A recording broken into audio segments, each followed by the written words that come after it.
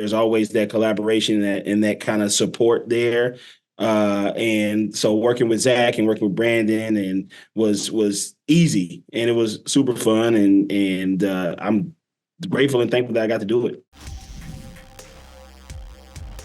It's so awesome to meet you guys. I'm really excited to talk about this show. You as well. Great. So, Jay, you recently made your voice acting debut with Teenage Euthanasia, but that was just for one episode. I'm Right. curious what it was like for you to sort of expand upon that and take a larger step into the genre with this show. Well, it was really fun for a number of reasons, but when you're playing like a regular character, it's always a more developed character. As Carl and I were observing before, even though they're very far out characters in this story, it's all based on like real people. That's what makes it funny. It's what you kind of there are elements about all the characters you recognize from public radio, but you've only just heard them over the on air, and you've never necessarily seen the backstory of the offstage story.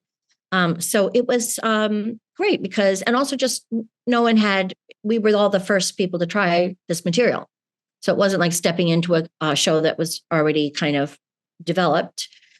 We all kind of had a hand in creating the tone of it, and there was a lot of collaboration on this. So it was a little bit more like doing a play for me than what I would assume is a regular voiceover assignment, if there is such a thing. Carl, you, on the other hand, have for a long time built up a catalog of really impressive voice work with stuff like Star Trek and Central Park. But what was it like to really take on a lead role with this show? It was definitely more work than those other things. Those other jobs, I just come in and you'd be surprised at how quick we get it done.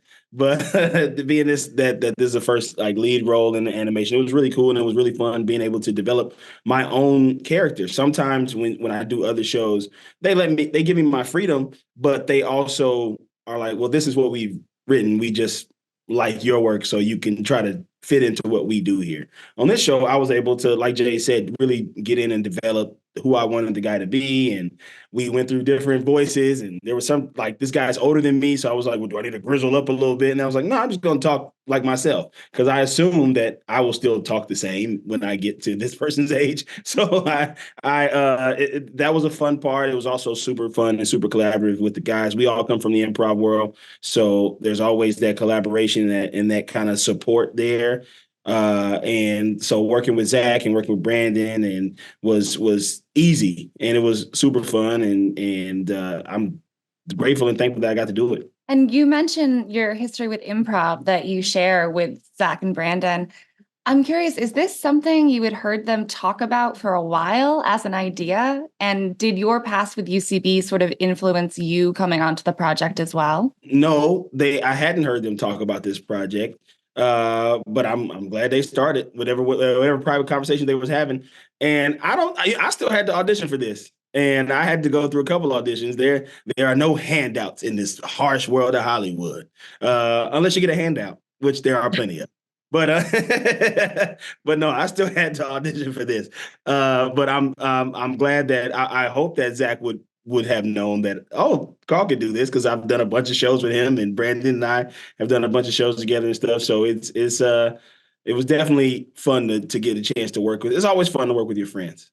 Like that's the best part of this whole thing. Jay, I feel like there's sort of a bizarre parallel to be drawn between this character that you're playing and your time on Succession and that character, in sort of, you're both leading media companies. And I'm curious if you kind of had that in mind at all as a bizarre parallel when you were recording this, or is that just something that as fans, people have just sort of forced connections of? No, it's a completely valid connection. And if I made it, I was unconsciously making it because, no, I didn't think of it at all, but it's true. They're both like, they're media operations, and they're both kind of the people in the background, keeping it running smoothly.